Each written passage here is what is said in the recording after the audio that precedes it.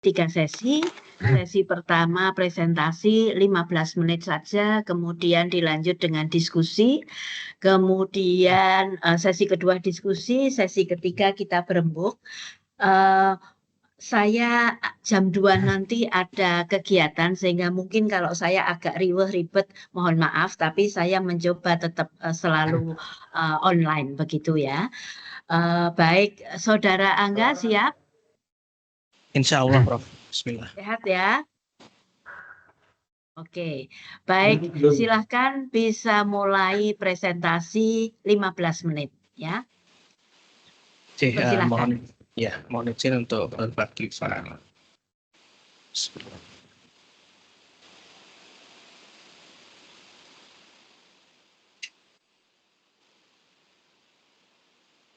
Apa sudah terlihat, Prof? Pak Jafron? Sudah. Nggih. Sudah. Izin Bu Pasyati, Bu Sensei berdiri nggih. Bismillahirrahmanirrahim. Assalamualaikum warahmatullahi wabarakatuh. Waalaikumsalam. Perkenalkan kembali, nama saya Angga Mahardika Saroputra, siswa Magister Ilmu Lingkungan angkatan tahun 2023 dengan pembimbing pertama Pak Jafron, kemudian pembimbing kedua Bu Kasyati, matur nuwun Bu sudah hadir. Judul penelitian saya adalah analisis potensi daya serap CO2 dari lorong sayur di Kota Yogyakarta dan persepsi masyarakat sebagai upaya menuju fungsi ruang terbuka hijau. Latar belakang dari penelitian saya, jadi di Kota Yogyakarta saat ini sedang memenuhi kebutuhan luas ruang terbuka hijau karena gagal memenuhi amanat undang-undang 30%. Kemudian muncul lorong sayur sebagai solusi pengembangan ruang terbuka hijau di Kota Yogyakarta. Lalu apa itu lorong sayur? Lorong sayur itu adalah bentuk usaha pertanian perkotaan di lorong-lorong atau gang dalam wilayah pemukiman penduduk di Kota Yogyakarta. Kemudian dia menjadi populer setelah pada 2019 didatangi oleh Menteri Pertanian Syahrul Yassin Limpo. Kemudian pada 2021 juga ada dari anggota DPRD Kota Yogyakarta Pak Bambang mengatakan lorong sayur itu adalah solusi masalah ruang terbuka hijau di Kota Yogyakarta. Tapi sebagai solusi ruang terbuka hijau di Kota Yogyakarta ternyata dia tidak ada ilmu pengetahuan yang membackingnya, yang tidak ada kajian yang membahas lorong sayur tersebut sebagai ruang terbuka hijau, karena memang tadi dia lebih ke urban farming sebelumnya. Jadi penelitian ini mencoba menjawab apakah lorong sayur memang bisa berkontribusi sebagai RTH dengan membahas lorong sayur dari fungsi ekologisnya, yaitu kemampuan lorong sayur dalam menyerap CO2, dan juga karena RTH di kota itu dia sifatnya kompleks multidimensi, juga dari aspek sosial. Saya mencoba untuk menganalisis persepsi masyarakat terhadap fungsi dan manfaat lorong sayur yang masyarakat rasakan.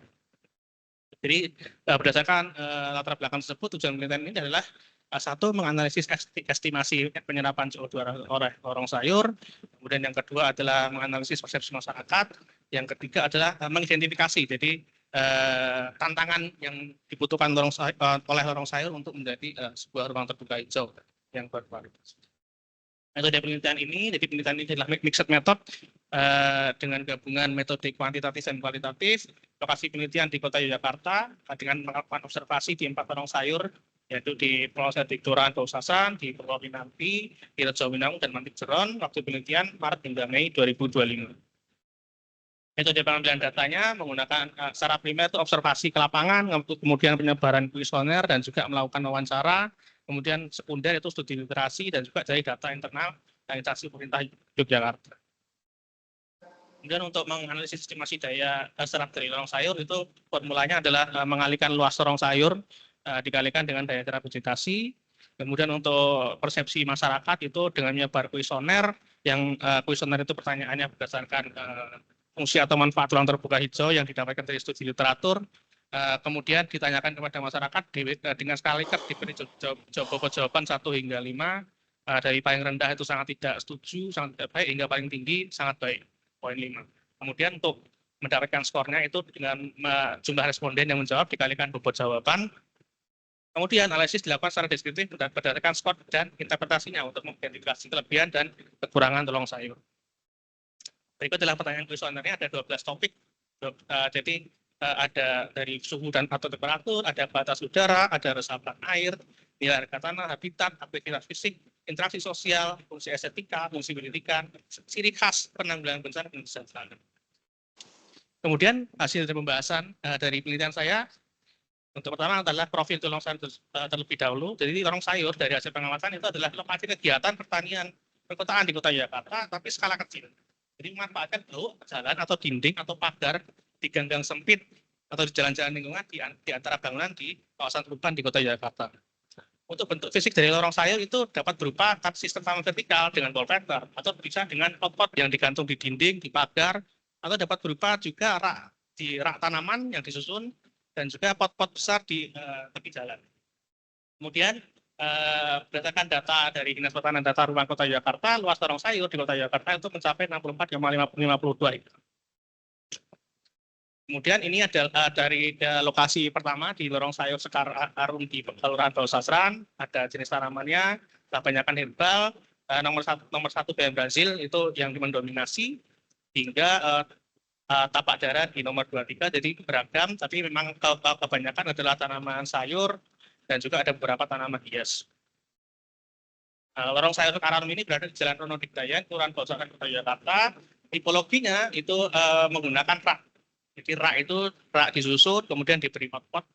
Terus ada juga pot-pot yang ditempel di pagar besi. Sementara untuk kondisinya juga terlihat terawat dengan baik. Kemudian di lokasi kedua, lorong sayur Purwotani di Kelurahan Purwokinanti, itu terdapat tanaman herbal juga, rata-rata di sana ada cabai, terong, ada juga pepaya, ada juga lidah buaya juga. Kemudian lokasinya itu terletak di gang penghubung yang menuju ke bagian belakang dari pokok pura pokok alaman, lebarnya sekitar 2 meter gangnya. Tipologi lorong sayur itu menggunakan wallpaper, ditempel pada dinding bangunan, kemudian di bawahnya ada pot kecil. Tapi kondisinya itu terlihat kurang terawat karena beberapa tanaman seperti contohnya lidah buaya di sana itu terlihat menguning dan sudah kering. Beberapa wallpaper juga terlihat kosong. Lokasi ketiga itu lorong sayur Gembira di Rejowinangun, tanamannya juga rata-rata tanaman herbal, tanaman sayur, ada sayuran, ada juga anggur, ya. Jadi berada di lorong sayur Gembira ini berada di Gang Mati Rejowinangun, tipologinya itu didominasi wallpaper, ditempel pada dinding dan bangunan di sepanjang gang. Nah, ciri khas di lorong sayur ini ada mural yang menjadi hiasan ya di bagian barat. Kemudian pada waktu observasi juga mereka sedang mengembangkan tanaman anggur untuk dibuat seperti kanopi dan dengan bantuan rangka besi. Lokasi terakhir di lorong sayur di Gang Suparmo, Mantin Jeron, tanamannya lebih sedikit, bayam Brazil, kemangi, cabai, ada juga coklat mawar, tanaman hias, terletak di Mantin Jeron. Tipologinya itu dibagi dua, jadi gangnya panjang, lebarnya kira-kira 2 meter juga. Itu di sisi barat, itu yang gambar kiri itu didominasi oleh kembang, ya, keropok tadi. Kemudian di sisi kanan itu lebih ramai, tapi tidak terawat. Jadi wallpapernya banyak yang kosong, banyak juga ditumbuhi secara liar oleh tanaman. Kemudian setelah melakukan observasi, kita mengetahui jenis vegetasinya. Kita bisa melakukan estimasi penyerapan karbon dioksida oleh lorong sayur dengan formula yang tadi sudah dijelaskan di metode, dengan data luas vegetasi 64,58 hektar dan daya serap vegetasi untuk jenis-jenis tanaman tersebut adalah 2,74 kg per hektar setiap jam, sehingga estimasi daya serap CO2 di Kota Yogyakarta adalah 176,78 kg setiap jam atau 1548,63 ton per tahun estimasinya. Lalu setelah kita ketahui estimasi daya serapnya, kemudian untuk menyimpulkan itu saya mencoba melakukan perhitungan estimasi CO2 dari kendaraan bermotor. Ini untuk perbandingan, untuk mengetahui, untuk menyimpulkan. Jadi dari hasil perhitungan emisi CO2 dari kendaraan bermotor didapatkan angka 183.822,12 ton per tahun.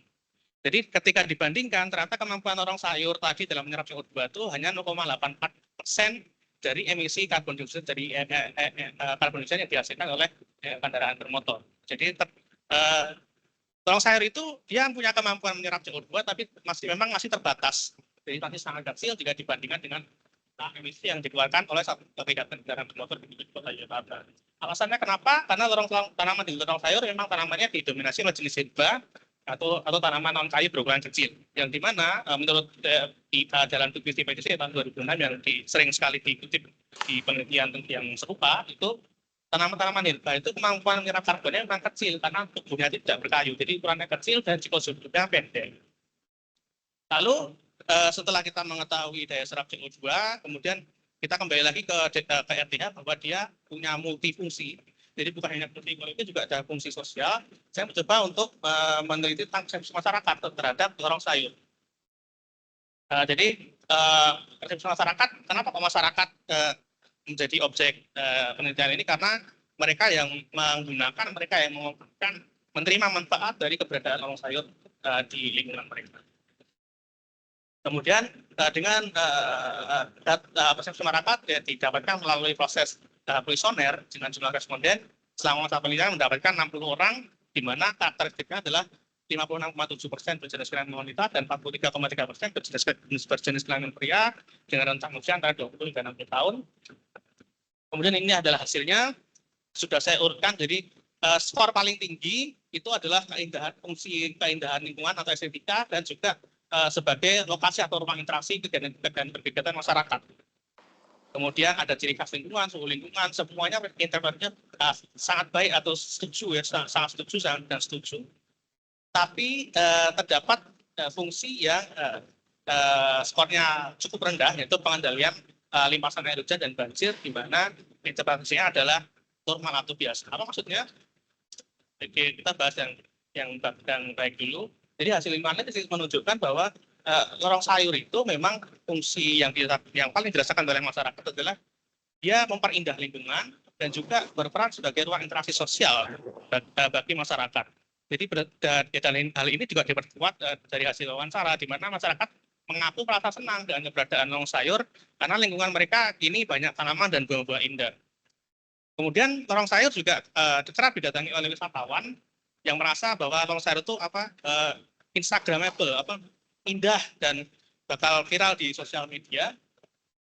Kemudian sebagai ruang interaksi sosial juga hasil wawancara mengatakan bahwa lorong sayur itu sering digunakan sebagai ruang bermain untuk anak-anak, sebagai kegiatan kerja bakti, kemudian ada transaksi jual beli di situ, kemudian masyarakat juga berwisata atau sekedar bersantai dan beristirahat. Nah, sementara tadi fungsi yang mendapatkan skor yang cukup rendah itu adalah fungsi pengendalian limpasan air, di mana interpretasinya adalah biasa saja atau netral, skornya sekitar 58-59%. Ini dapat diartikan bahwa masyarakat itu sebenarnya merasa keberadaan lorong sayur itu tidak terlalu berpengaruh. Jadi ada atau tidak ada itu tidak berhubungan dengan mitigasi limpasan air hujan atau pencegahan banjir.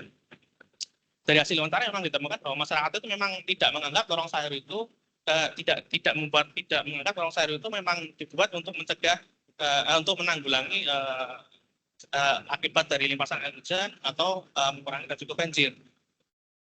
Jadi masyarakat lebih percaya bahwa daripada lorong sayur untuk mencegah limpasan air hujan, mencegah banjir itu pakai sumber resapan yang dibangun oleh pemerintah. Dari hasil observasi, dari hasil analisis estimasi daya serap CO2, juga dari hasil analisis persepsi masyarakat, itu ada 3 tantangan bagi lorong sayur untuk menuju sebagai ruang terbuka hijau. Yang pertama yaitu bahwa untuk mengoptimalkan fungsi lorong sayur dalam penyerapan CO2. Kemudian yang kedua adalah lorong sayur untuk meningkatkan persepsi masyarakat dengan mengusahakan lorong sayur memiliki fungsi pengendalian limpasan air hujan dan pencegahan banjir. Dan yang ketiga adalah melihat kondisi dari ternyata ada yang terawat dan tidak terawat, itu mengembalikan masyarakat untuk kembali merawat lorong sayur. Lalu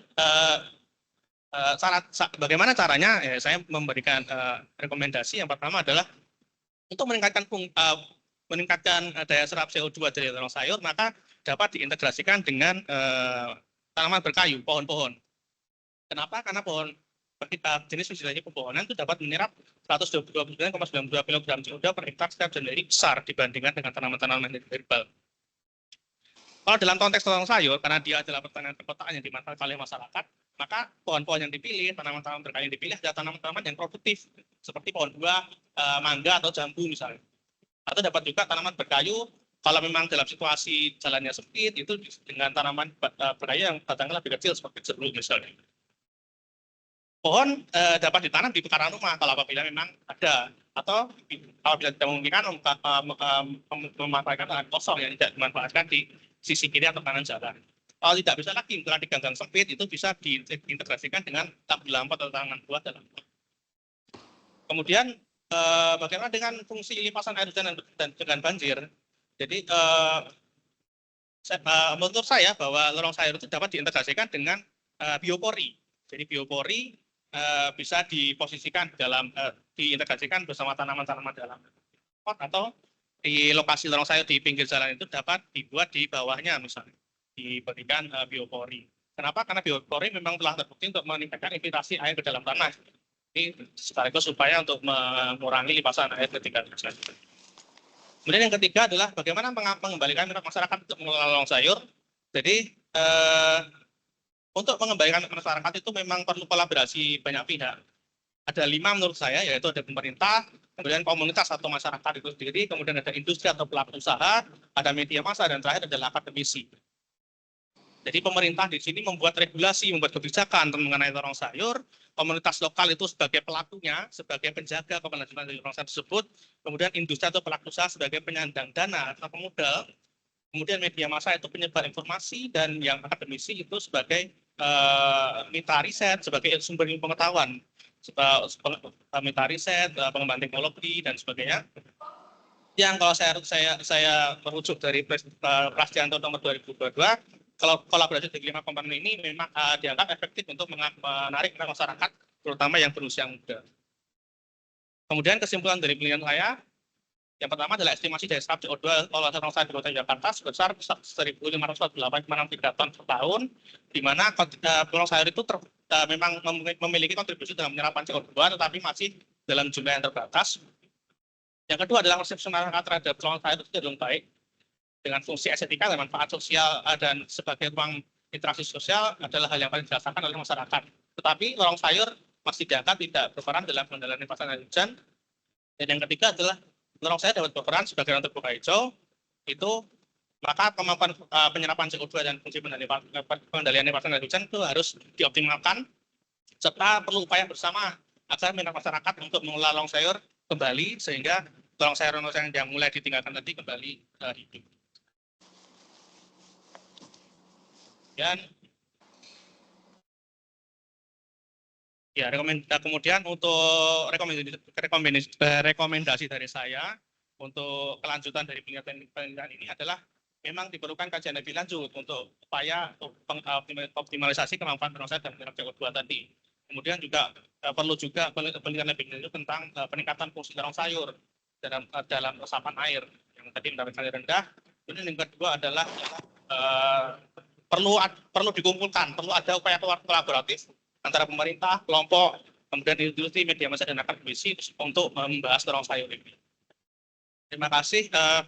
Akhir kata dari saya, penelitian saya mungkin tidak jauh dari sempurna, mungkin banyak kesalahan, tapi saya harap pesannya didapat, tujuannya maknanya bisa dipahami. Matur nuwun. Wassalamualaikum warahmatullahi wabarakatuh. Waalaikumsalam warahmatullahi wabarakatuh. Baik, sekarang kita masuk sesi kedua, yaitu diskusi.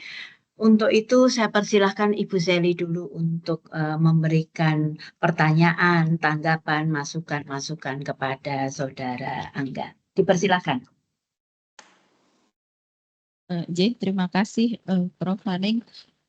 Kalau di saya ini kan sebenarnya karena kemarin sudah Semhas, jadi saya sudah melihat beberapa perbaikan.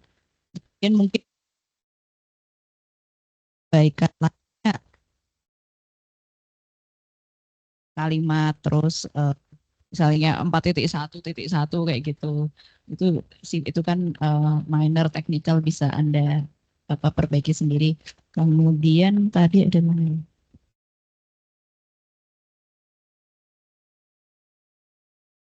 Misalnya di beberapa bab kan Anda sudah menuliskan latar belakang dari bab tersebut.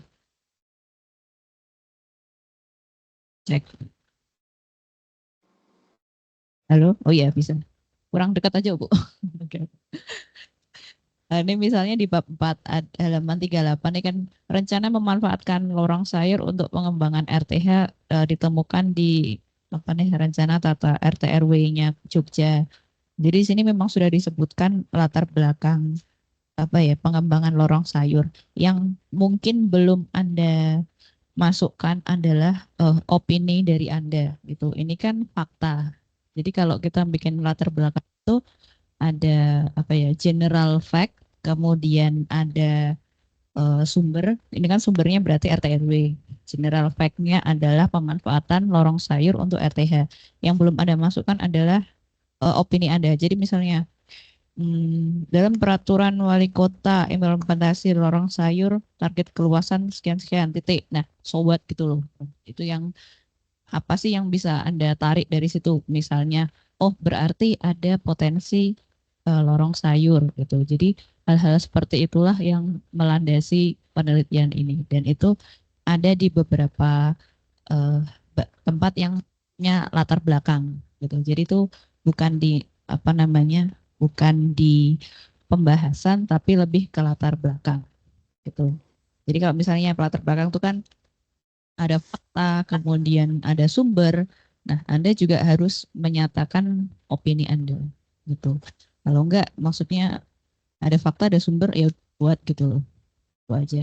Kemudian yang kalau uji reliabilitas sudah dilakukan, mungkin nanti ketambahannya lebih dari pembimbing Anda yang terkait daya serap CO2 itu bisa ditambahkan insight, jadi tambahin apa selain ini kan juga ada nih data hasilnya sekian, ininya sekian. Nah, pembahasannya yang belum. Jadi opini Anda yang SWOT-nya tadi itu yang belum. Jadi banyak yang di sini hanya dilaporkan kurang pembahasan. Sebenarnya udah ada pembahasan, cuman kayak kurang kena gitu aja. Ini hasil wawancara, kemudian tadi ada yang ini petanya sudah oke, nggak masalah.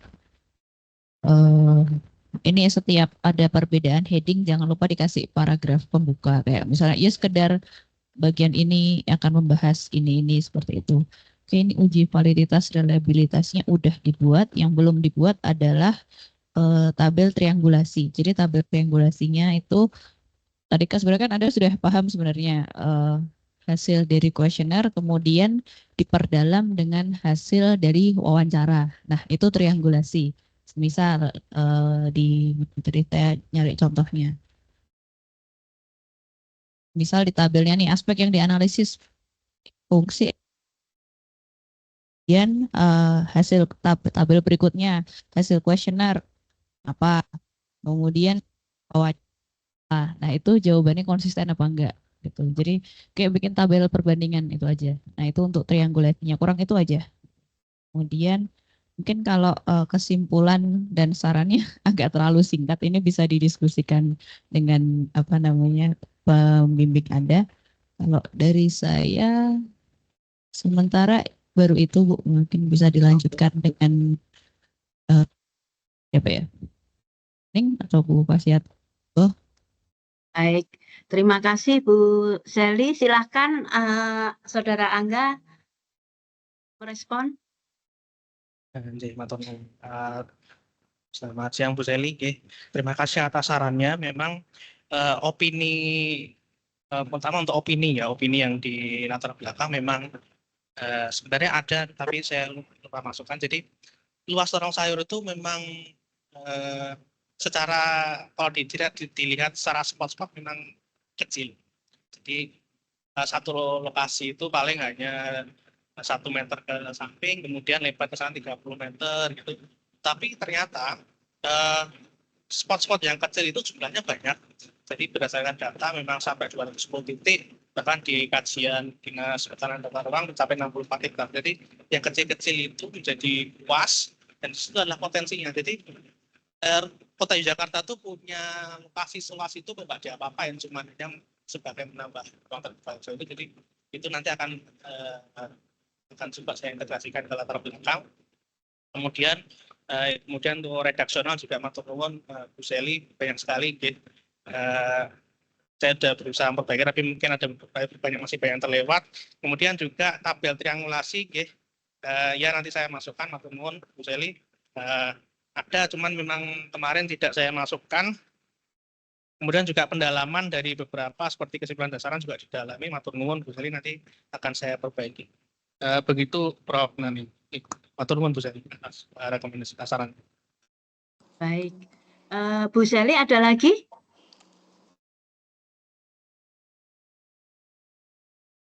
Saya kurang tahu ya, mungkin Mas Angga lebih tahu kalau dari di Jogja itu apakah ada data semua lorong sayur atau memang maksudnya terdokumentasi apa enggak, apa itu informal aja? Nggih, matur nuwun.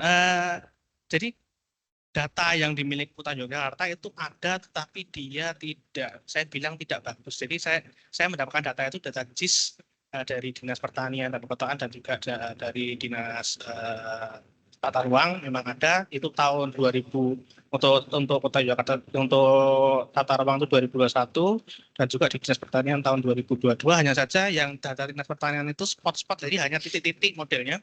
Dan itu kurang, apa ya, saya bilang kalau data spasialnya memang kurang bagus, sehingga yang saya pakai akhirnya data dari Dinas Pertanian dan Tata Ruang karena dia punya space yang jelas di peta tersebut.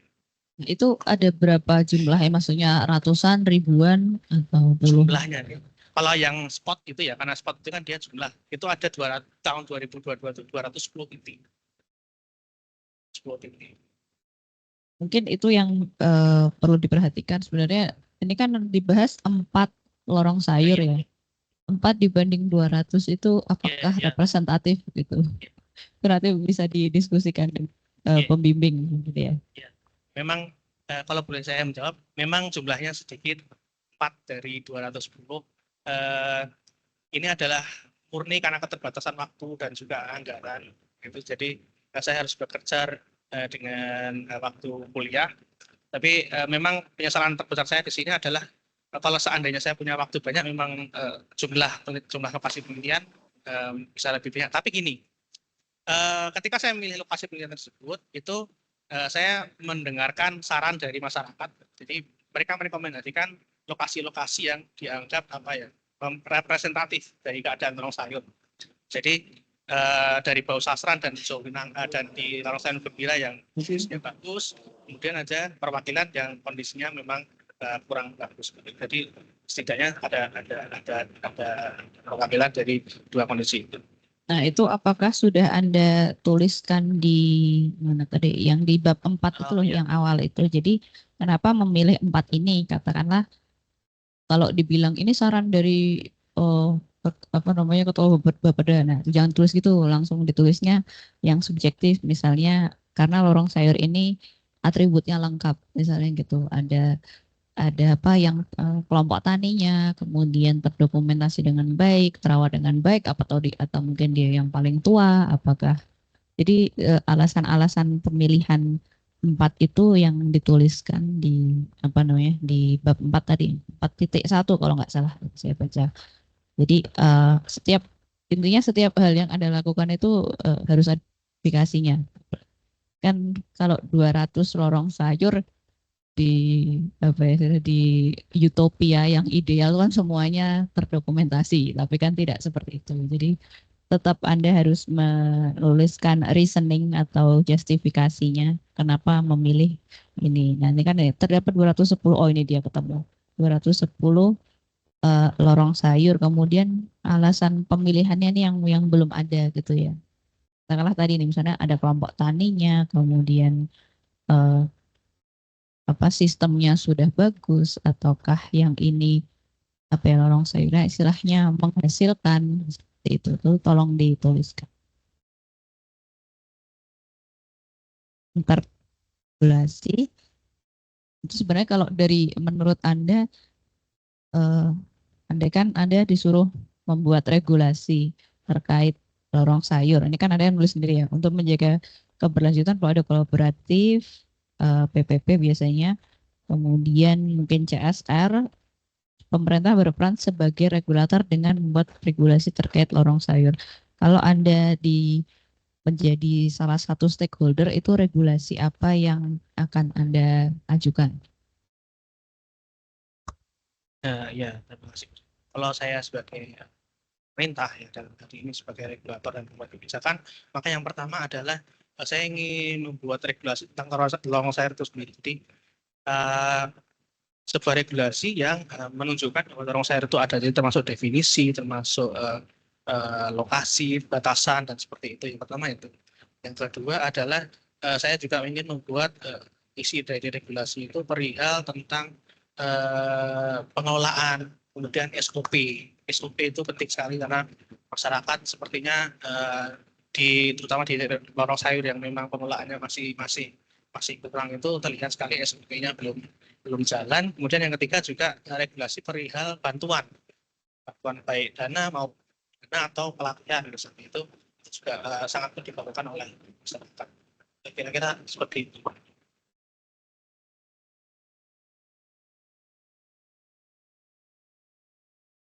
Berarti harus ada, menurut Anda harus ada regulasi apa namanya yang mengatur lorong sayur gitu ya. Contohnya apa? Misalnya harus ada panitia atau misalnya lingkup besaran, menurut Anda bagaimana? Yang termasuk di dalam regulasi yang akan Anda ajukan itu. Yang pertama itu jelas alas hak, jadi statusnya dulu. Jadi status itu penting. Dari hasil wawancara ini sebenarnya ada juga keluhan dari masyarakat. Mereka berkata terkadang ada bantuan, tetapi karena lokasi lorong sayur ini kan dia ambigu ya, dia berada di jalan yang dalam tanda kutip dia jalan bukan milik pribadi, dia lebih ke milik pemerintah, dan apa ya kayak ya mungkin bahasanya agak, tapi mereka mengatakan tanpa izin gitu, sehingga beberapa gitu pernah ada bantuan tidak bisa masuk karena memang ketentuannya tidak ada ini lorong sayur haknya siapa gitu, itu jadi nomor satu mungkin itu yang paling penting. Jadi harus ada legalnya dulu bahwa Kota Jakarta ada lorong sayur itu, kemudian baru dijelas batasan yang bisa dipasang, misalnya siapa yang bertanggung jawab, kemudian jadi SOP bagaimana pengelolaannya, kemudian sampai ke tadi bagaimana pelatihan, apa hibah dari masyarakat, dari pemerintah. Pokoknya tujuannya adalah lorong sayur itu dinyatakan ada, tidak hanya di perencanaan saja. Jadi kalau sudah ada, nanti belakangnya tinggal nyusul lah. Jadi yang penting dia jelas. Gitu. Oke, terima kasih atas jawabannya. Jadi itu kalau terkait regulasi ya, idealnya kan pengen ada tata pamong, tata kelola seperti itu kan. Nah sekarang saya balik nih, kalau debat itu kan ada pro dan kontra ya. Kan kalau saya balik, masyarakat sebenarnya ingin lorong sayur, tapi kebanyakan aturan. Nah itu bagaimana menurut Anda? Ya, menarik ya. Memang masyarakat kita itu kalau diberi aturan terlalu banyak mungkin repot juga ya, misalnya harus mengolah lorong sayur tapi jumlahnya harus begini misalnya, atau perawatannya harus begini, itu memang menarik untuk dibahas. Jadi tapi menurut saya tetap regulasi itu harus ada gitu. Kalau memang masyarakat menolak kalau memang untuk membahas sampai mana itu memang mereka harus diajak dalam membahas. Jadi menurut saya kelima stakeholder yang terlibat dalam lorong sayur itu ketika membuat regulasi memang harus juga. Jadi kelima itu tidak bisa pemerintah tidak bisa membuat regulasi tanpa ada masyarakat, tanpa ada pasarnya, industri tadi yang sebagai pemodal, kemudian tanpa ada akademisi sebagai sumber pengetahuannya yang nanti memberitahu ini itu buat apa, perihal ini perihal itu, kemudian juga media massa yang akan nanti menyebarkan informasi tersebut. Itu ketika membuat regulasi saya kira mereka harus setidaknya harus dikumpulkan menjadi satu untuk dibubarkan, sehingga regulasi tersebut tidak hanya membatasi ini karena aturan yang biasanya top dari atas ke bawah. Seperti itu.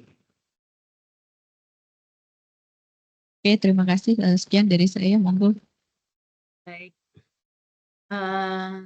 Baik, terima kasih Bu Sally. Saya lanjutkan saja.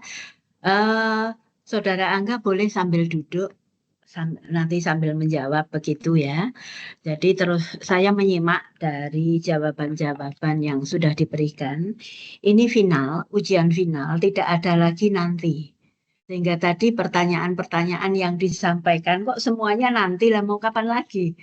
gitu. Jadi dan inti pokoknya yang ditanyakan tadi kayak triangulasi itu kan hal sangat penting.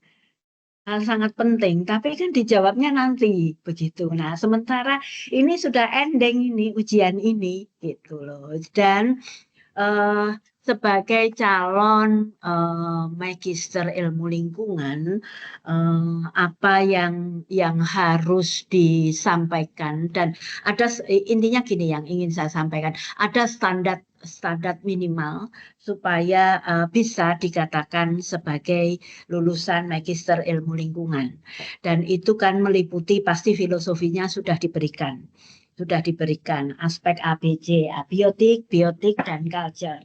Nah, tidak harus sama rata, tetapi proporsional. Nah, bagaimana mengemasnya itulah yang harus dilakukan mahasiswa, begitu ya. Jadi jangan sampai data nanti data yang disampaikan itu malah istilahnya bukan data yang valid. Contoh, bagaimana bisa mengestimasi daya serap CO2 totalnya 1,5 ton per tahun. Sementara lokasi penelitiannya hanya 4. Dan keterbatasan yang tadi disampaikan tidak ada waktu dan lain-lain, ya itu tugasnya mahasiswa, gimana caranya gitu. Tapi apakah yang 4 ini cukup representatif? Itu PR-nya. Karena ini sudah ending. Karena kalau bicara representatif ya ada metodologi penelitian yang harus diikuti. Kalau di sana luasnya itu ada sekian berapa hektar? 6 berapa? Luasnya berapa untuk ini? 64,58. Nah, apakah berapa persen yang diteliti? 64 hektar itu. Sekitar mungkin kurang dari 1%. Nah, itu dia. Jadi kurang dari 1%, tapi di dalam menyampaikan tadi itu kalau menurut saya perlu kehati-hatian. Diakui saja bahwa ada keterbatasan penelitian ini, yaitu terbatasnya area penelitian. Jadi jangan kemudian mengambil kesimpulan yang 64 hektar. Ya diambil saja yang 4 lokasi itu ada berapa hektar begitu. Mungkin nggak ada 1 hektar malah. Jadi justru itu yang jujur saja nggak apa-apa dari lokasi penelitian yang diteliti sekian, kontribusinya sekian. Karena saya masih ingat waktu SHP 64 hektar itu pun sekarang kan tidak semuanya eksis, ada. Gitu loh. Kan Anda katakan itu tinggal, nah kalau saya kemudian tanya, sekarang posisinya masih berapa hektar? Yang ada di Jogja. Untuk data terbaru belum ada. Loh, ya kan justru Anda yang harus mengupdate data itu, gitu loh. Jadi menggunakan data sekunder boleh, tetapi untuk hal-hal tertentu karena topiknya ini ya jangan semuanya data sekunder. Jadi kan tetap harus dicari. Jadi model sebenarnya nggak sulit kok. Jadi saya orang lapang. Jadi ketika Anda menyampaikan tadi itu saya protes keras karena nggak sulit sebenarnya penelitian lapang. Mau model sensus pun tinggal datang, dihitung itu di tiap blok itu ada berapa luasannya meter.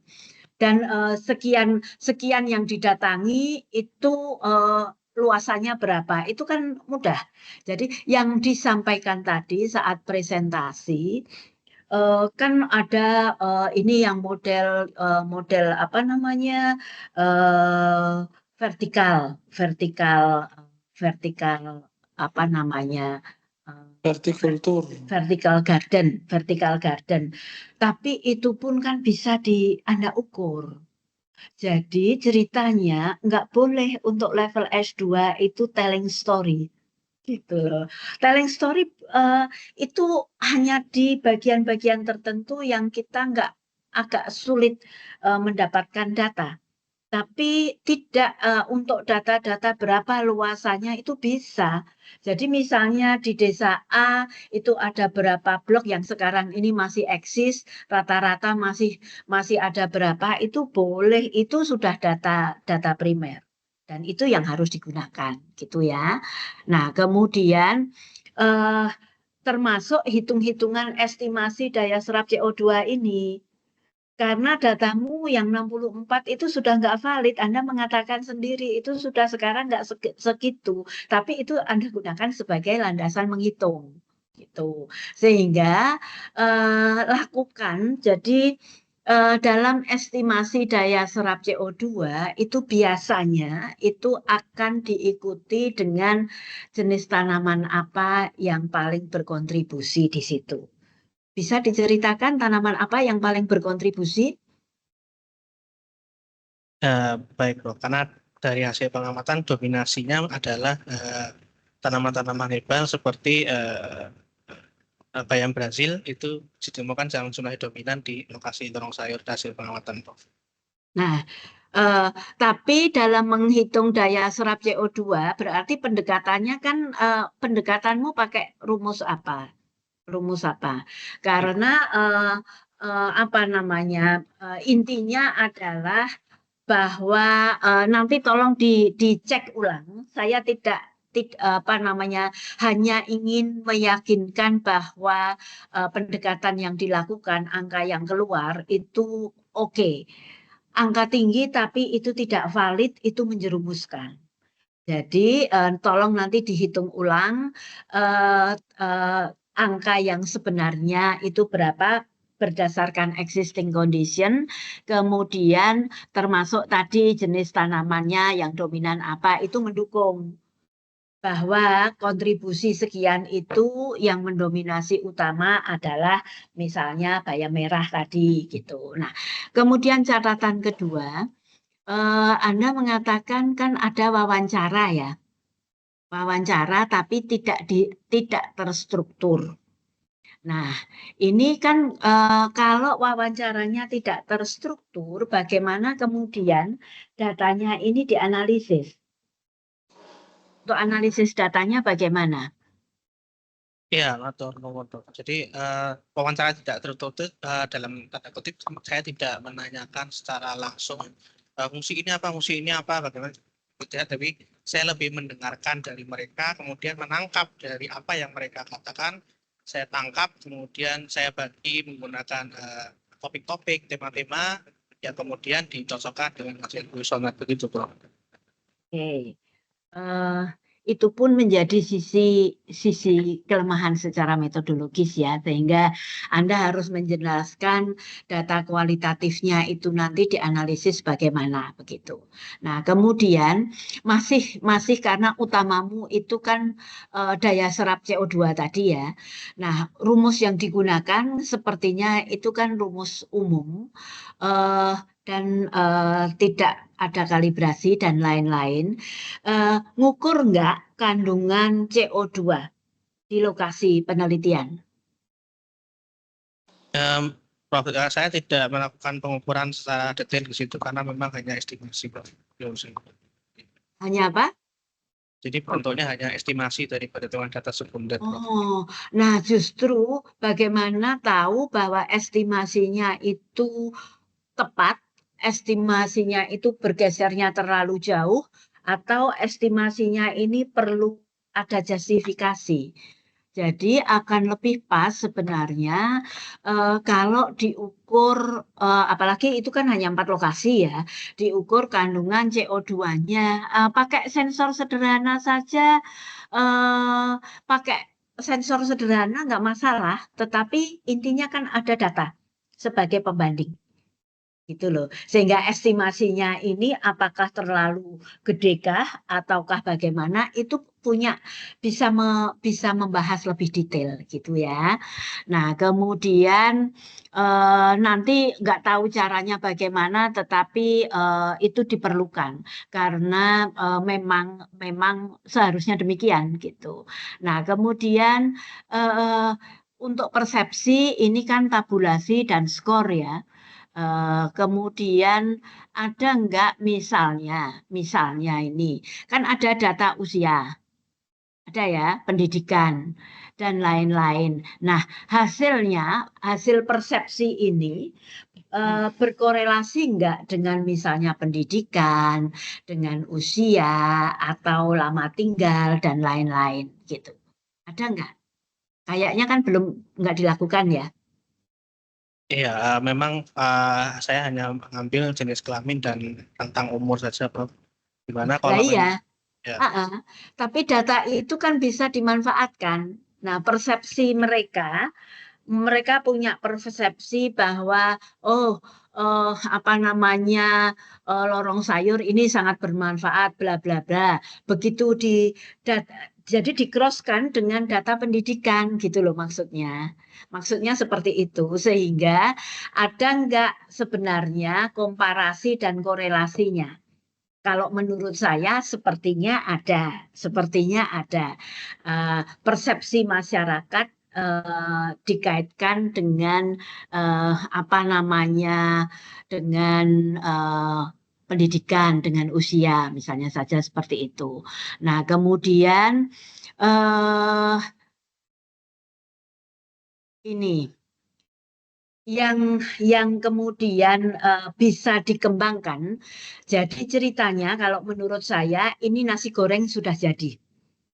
Nasi goreng sudah jadi.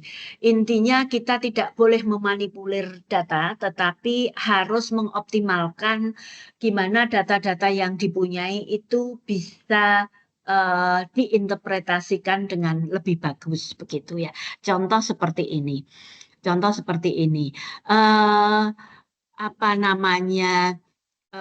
Ada enggak misalnya data, entah itu dari persepsi, dari wawancara dengan masyarakat, bahwa dulu sebelum ada lorong sayur seperti ini, sekarang sesudah ada lorong sayur seperti ini. Ada enggak?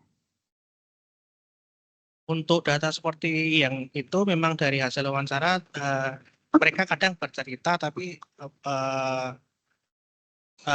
jadi mereka tidak spesifik membandingkan kondisi lama dan kondisi baru gitu.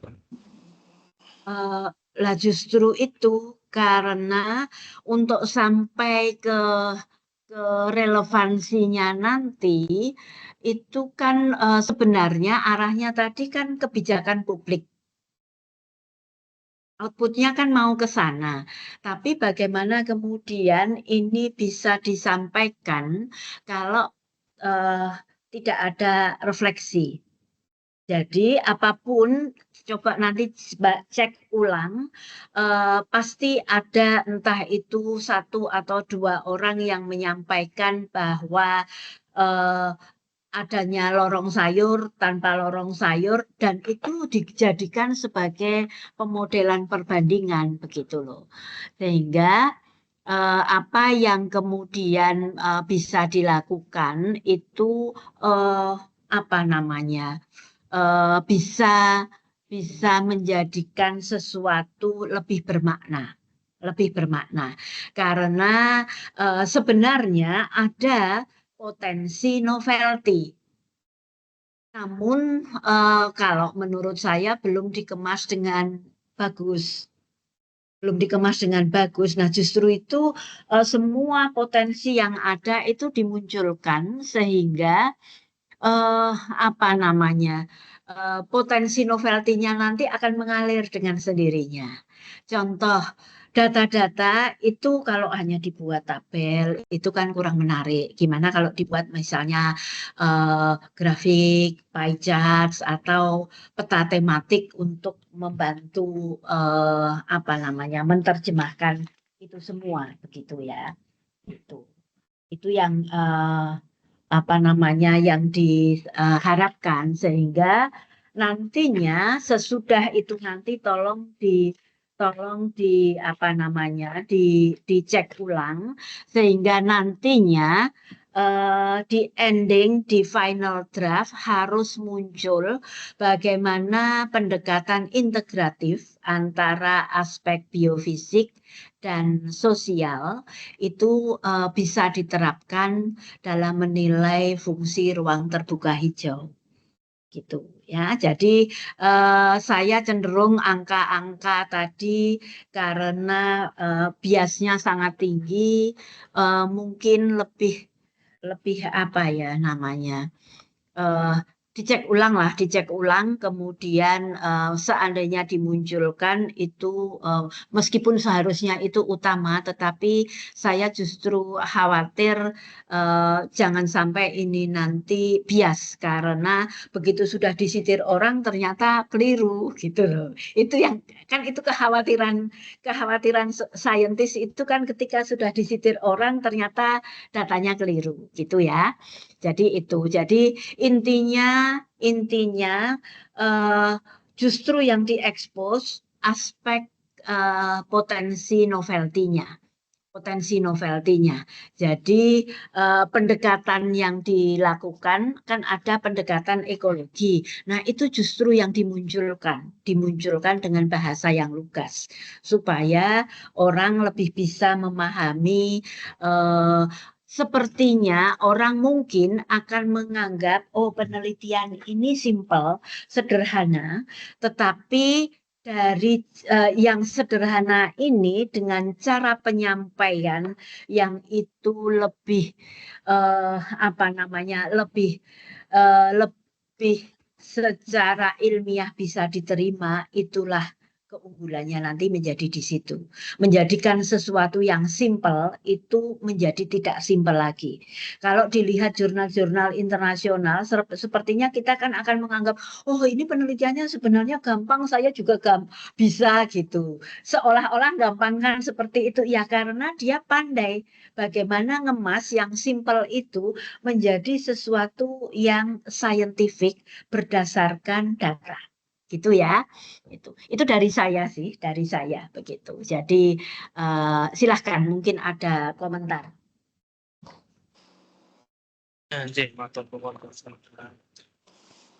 Saran-saran dari Prof akan saya implementasikan di usaha saya. Usaha saya memang jauh dari sempurna, Prof, tapi insya Allah. Oke, untuk perbaikan ke depan saya perbaiki. Ya. Prof. Ya. Baik, kita lanjutkan Bu Kasyati dulu atau Pak Jafron dulu ya? Bu Kasyati dulu. Bu Kasyati dulu, baik. Silahkan Bu Kasyati, saya akan pindah pakai HP karena saya harus pindah ke tempat lain. Saya tetap ngikuti, saya mau pindah pakai HP dulu. Dipersilahkan Bu Kasyati. Baik, terima kasih Prof. Naning. Terima kasih Bu Sally, Prof. Naning yang sudah banyak memberikan masukan untuk draftnya Mas Angga ini untuk perbaikan draft tesis. Nanti bisa diakomodir untuk perbaikan selanjutnya ya sebelum final dijilid gitu ya. Dari saya mungkin ada 2 pertanyaan, jadi melanjutkan dari masukan dari Prof. Naning tadi, sebetulnya sumbangsih atau manfaat atau kontribusi nih yang Mas Angga ketahui dengan adanya lorong sayur, kontribusi baik secara ekologis maupun bagi perekonomian masyarakat di sana, apa Mas Angga? Iya, sebagai ruang terbuka hijau. Jadi dari hasil yang penelitian saya, sumbangsi lorong sayur itu secara ekologi maupun secara sosial memang terlihat. Ini setidaknya dari daya serap CO2 maupun pada estimasi dia ada walaupun terbatas jika dibandingkan misal dengan emisi kendaraan bermotor. Tapi apabila diperlakukan dengan baik, maka lorong sayur dapat menjadi solusi untuk kedepannya, untuk membantu RDA konvensional yang sudah ada di Kota Yogyakarta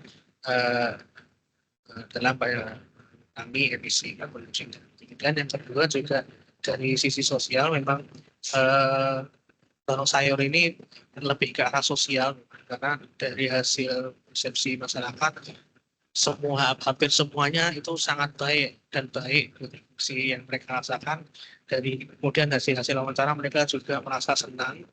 Hanya saja memang memiliki kelemahan tadi seperti seperti minat itu terlihat dari kondisi lorong sayur yang dari pengamatan memang tidak ada yang tidak sempurna, tapi setidaknya mereka tahu kalau dengan ada lorong sayur mereka ada tempat untuk ada ruang, karena ada ruang untuk mereka melakukan interaksi, kemudian mereka juga ada ruang untuk memperindah lingkungan, kemudian mereka juga ada ruang yang lain, misalnya fungsi sosial, ciri khas Kota Yogyakarta. Jadi mereka ketika bercerita Kota Yogyakarta ada apa gitu, kami punya lorong sayur, itu ada rasa bangga di situ. Jadi fungsinya memang lebih ke situ, tetapi bukan berarti fungsi ekologinya tidak ada, hanya saja memang jumlahnya terbatas. Jadi walaupun itu kecil ya dalam hal penyerapan karbon dioksida, tetap memiliki fungsi ekologis dan juga fungsi sosial ya Mas. Saya coba mencari di sini, tapi kayaknya digabungkan ya di pembahasan yang tadi disampaikan itu. Iya. Dibahas campur ya. Dicampur ya. Mungkin nanti diberi apa ya? Tambahan atau apalah gitu ya. Biar nanti ya sepakat dengan yang Prof Naning sampaikan tadi. Iya, penyampaiannya ya.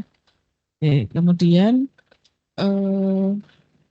lorong sayur ini ya, selama Mas Angga penelitian, kendala apa yang ditemui gitu. Kemudian kalau jenis sayuran, kemudian pupuk itu apakah masyarakat itu mengadakannya gitu ya, itu secara swadaya atau mungkin ada kas tertentu begitu, atau sumbangan dari pemerintah atau dana desa atau apakah itu sudah sampai seperti itu kan? Atau mungkin ada kendala lain yang dihadapi ketika menghimpun data-data penelitian ini? Untuk data penelitian memang halangan yang saya terima itu justru bukan dari masyarakat nih, tapi ketika mencari data sekunder. Jadi penelitian ini kan memang menggunakan data sekunder tadi untuk mengukur CO2 itu, ketika berkomunikasi dengan internal dinas yang terkait itu memang sulit sekali, sehingga memang membutuhkan waktu yang lama hingga 3 bulan itu hanya untuk data sekunder. Itu tantangan yang paling saya rasakan. Kemudian untuk bagaimana masyarakat itu mengelola lorong sayur termasuk pupuk itu, jadi dari 4 lokasi tersebut memang secara garis besar ada 2 yang dikelola dengan baik dan dikelola tidak baik. Dan dikelola tidak baik itu masyarakat memang cenderung pasif. Jadi masyarakat seperti pupuk atau alat yang lain itu mereka menunggu ketika ada bantuan dari pemerintah itu baru mereka aktif, habis itu ditinggal lagi. Yang kedua, untuk lorong sayur seperti lorong Gembira dan lorong Sukarum itu mereka sudah punya organisasi yang kuat, masyarakat yang juga lebih aktif daripada lorong sayur yang lain, sehingga mereka bisa menyediakan secara swadaya, tidak harus dari bantuan dari pihak lain. Tapi ada yang pengelolaannya secara swadaya, tapi ada juga yang masih menunggu bantuan ya. Itu yang mungkin membuat lorong sayurnya tidak bisa optimal berkembangnya. Oke, kalau menurut Mas Angga ke depan ini ya, keberadaan lorong sayur di Kota Yogyakarta itu apakah potensial dikembangkan gitu ya, atau ya karena itu tadi ya ada yang dari 4 titik pengambilan data ada 2 yang pasif, ada 2 yang memang aktif, ya udah gini-gini aja, atau mungkin ada sesuatu yang baru yang perlu dikembangkan di lorong sayur ini untuk masa mendatang. Iya, Pak Jeno. Saya percaya Bu Mas Yuti, bahwa lorong sayur itu apabila jadi gini, penelitian saya memang ketika saya mengambil tema ini adalah sekaligus untuk dapat dijadikan sebagai policy paper ya, bagi pemerintah Kota Jakarta bahwa ini bahwa lorong sayur itu ada jangan hanya berhenti di dokumen perencanaan dan strategi. Ketika saya ke lapangan saya melihat harapan-harapan dari masyarakat itu masih ada, baik yang tadi yang katanya sudah ditinggalkan tapi yang perhatian juga sebenarnya masih ada karena ketika saya mengundang dengan bantuan kelurahan untuk melakukan pertemuan wawancara itu, mereka semangat untuk bercerita itu termasuk masalah-masalah yang dihadapi oleh mereka. Jadi apakah kedepannya lorong sayur dengan luasan yang sebegitu luas, saya kira kedepannya saya berpikir positif bahwa potensinya itu besar dan apabila dikelola dengan baik tentu baik fungsi ekologis maupun fungsi sosialnya akan besar. Ada nilai positifnya yang hanya perlu penggerak, entah itu seseorang yang memang memiliki motivasi kuat atau sumbangan dana ya, pastinya kalau seperti itu, atau pengelolaan manajemen dari kelompok ini ya, kelompok yang mengembangkan ini. Yang saya rasa untuk penulisan tadi sudah banyak disampaikan oleh Ibu Sally, namun demikian saya masih menemukan beberapa hal yang salah ketik atau typo, kemudian yang mestinya ditulis koma jadi titik, masih aja ya Mas ya, ya memang begitu. Kemudian cek lagi penulisan daftar pustaka, apakah boleh ada yang judul jurnalnya besar kecil ataukah harus pakai huruf kapital semua, mohon dicek nih. Nanti dicek lagi disesuaikan dengan aturan penulisan yang ada di Magister Ilmu Lingkungan atau di Pasca. Gitu ya Mas Angga. Baik, saya rasa dari saya cekap Prof. Naning. Saya kembalikan ke Prof. Naning. Terima kasih.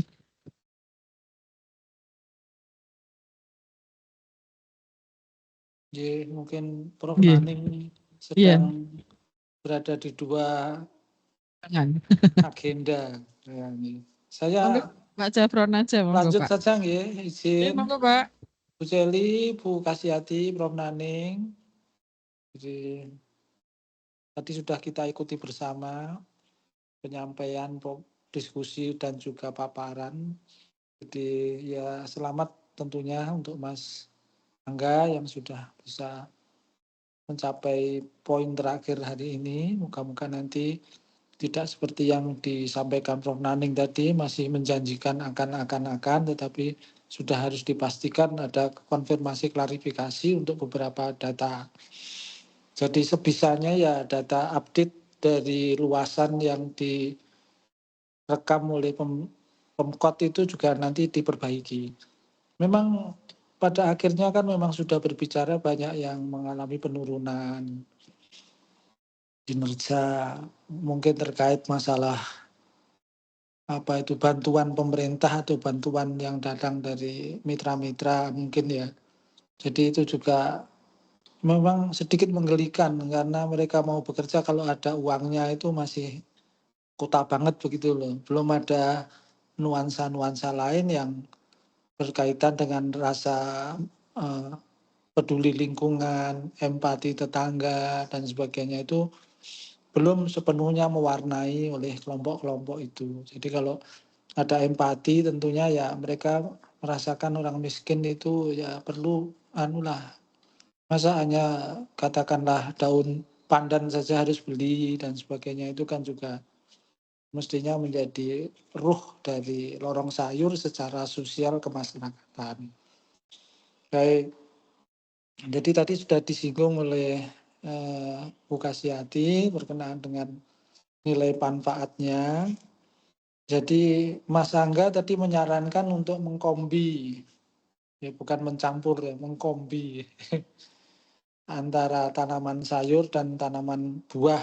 Nah, ini secara tradisional sebenarnya masyarakat Jogja itu setahu saya, karena saya juga lama sekali di Jogja, itu namanya tanaman pagarnya itu kan mesti pagar hijau. Dari teh-tehan atau dari apa itu saya kira seingat saya dulu di Petang Puluhan, Wirobrajan ya seperti itu, di Pogung ya seperti itu, di Kauman ya seperti itu, dan hampir menyeluruh orang mengandalkan pagar hijau. Jadi kalau itu merupakan pengkayaan terhadap lorong sayur sehingga menjadi lorong sayur dan lorong hijau, itu apakah dimungkinkan untuk membentuk fenomena RTH hijau yang fungsional? Mas, silakan dijawab, Mas. Oke, matur nuwun Pak Jabon. Jadi ketika saya melakukan observasi, Pak Jabon, kondisi kota Yogyakarta memang apa ya, sudah tidak seperti yang Prof. Jabon utarakan tadi, ya, pagar hijau sekarang sudah berganti dengan pagar besi, Pak. Tempo sudah jadi tempo, sehingga sebenarnya saya melihat lorong sayur itu sebagai bentuk apa ya, masyarakat Yogyakarta itu masih mengingat bahwa seharusnya mereka itu punya budaya seperti itu,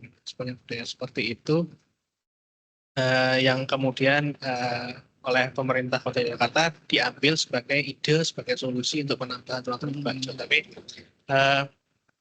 sehingga menurut saya memang kembali ke pertanyaan Bu Kasiati tadi, apabila dikembangkan dengan baik, dengan kolaborasi stakeholder, jadi potensinya besar, karena memang sudah tercantum juga di dalam dokumen tata ruang, bahkan 64 hektar itu kan berdasarkan kajian internal Dinas Tata Ruang, targetnya itu sampai 180 hektar di tahun 2041, Pak Jabron. Jadi mubazir kalau hanya dibiarkan saja. Jadi memang memang secara pribadi ketika saya membuat tesis ini memang sebagai penyentil, sebagai pengingat nih bagi semua stakeholder untuk ini loh, Kota Jakarta punya ini, ayo kita kembangkan dengan data-data ini bahwa masyarakat merasakan ini itu dari sini awalnya untuk kemudian bisa optimal sebagai untuk hijau ke depannya. Begitu Pak Jafar dari saya.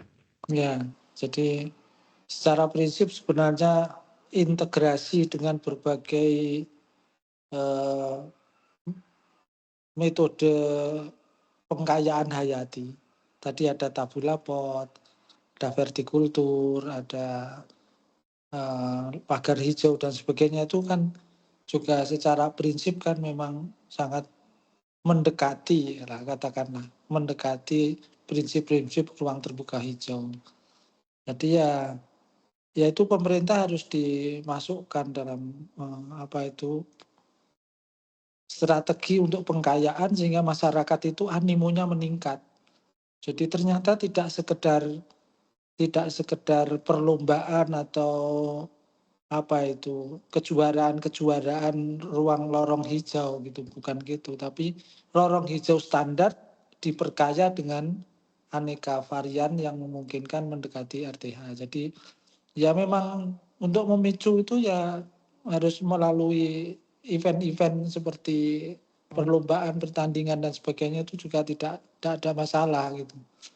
Memicunya itu juga memicu secara teknis, juga memicu secara seremonial, juga secara pengakuan. Jadi ini mungkin pengakuan yang dapat kita tempuh jalurnya nanti. Baik, jadi untuk pengalaman yang gagal, yang menurun kinerjanya, itu sebenarnya bisa dijadikan pembanding terhadap yang berhasil. Ya, itu bisa diceritakan, Mas. Yang gagal itu umumnya aspek apa yang berhasil itu, apakah ada counterpart atau ada isu-isu yang sama yang menjadi kelebihan sehingga dia berhasil? Iya, Mas Tono. Jadi selama saya observasi di sana, membandingkan antara dengan yang gagal dengan eh, yang bukan berhasil ya, yang masih masih berjalan itu adalah memang ketokohan itu penting banget. Ketokohan itu penting.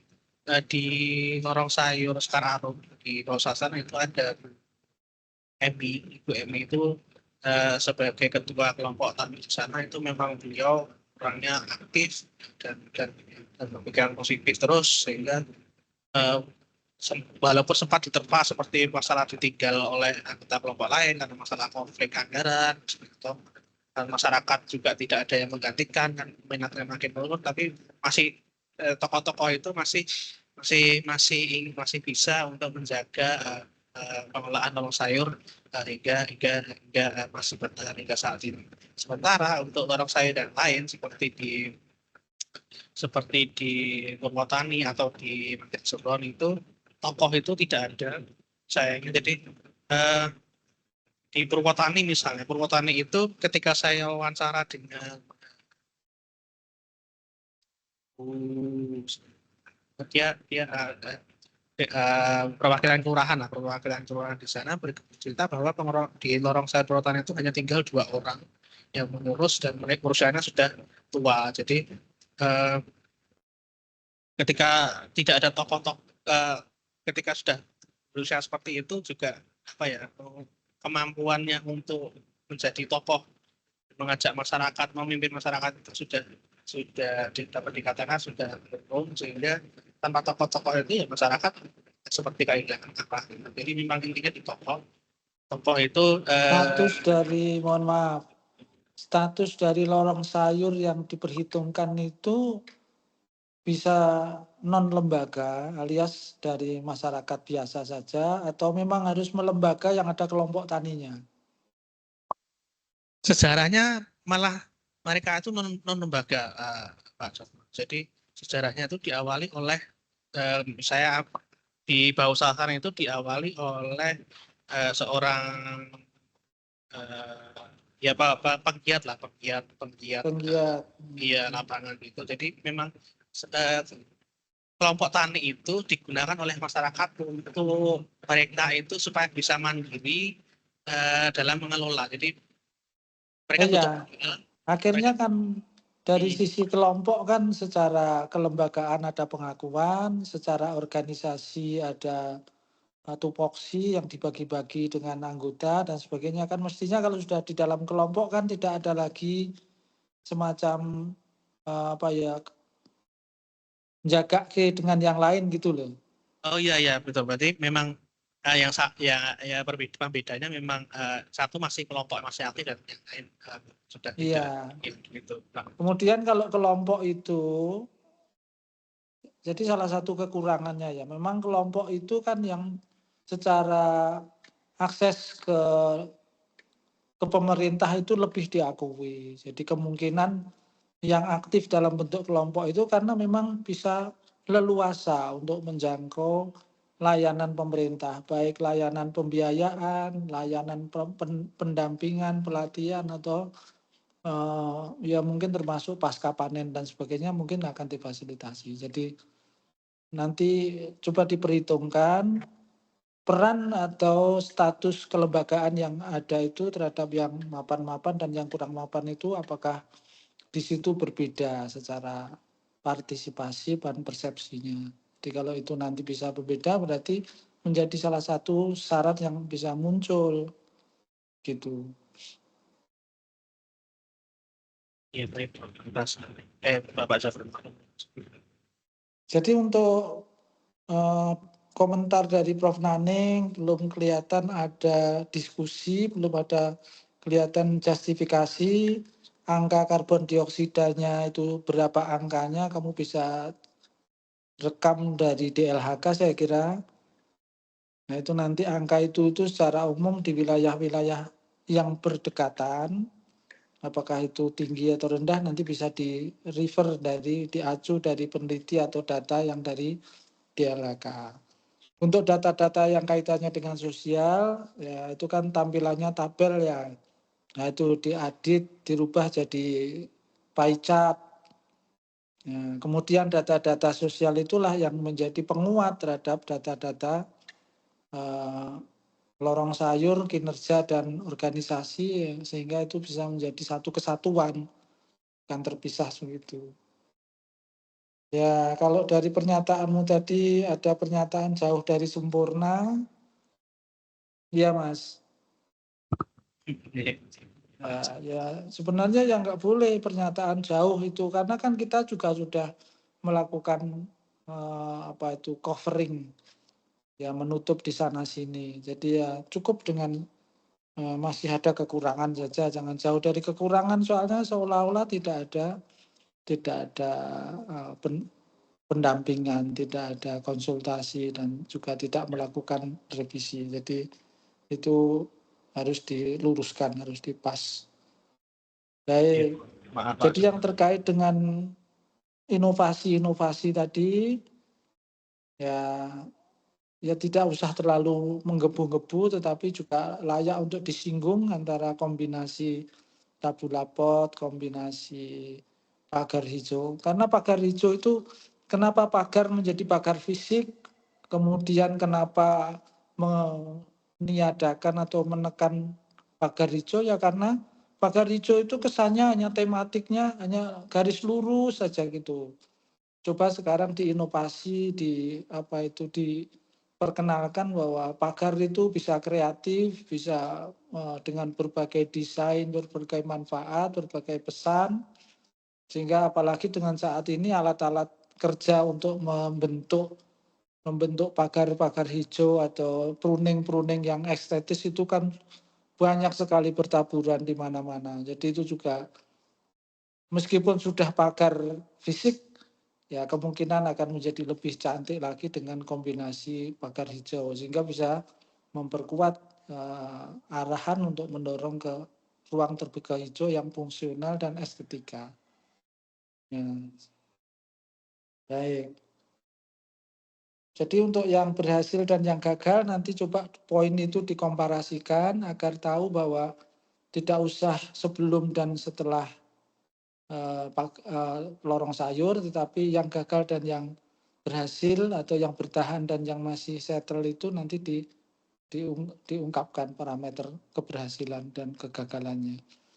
Ya, saya kira silakan nanti ditanggapi dulu Mas Angga. Betul.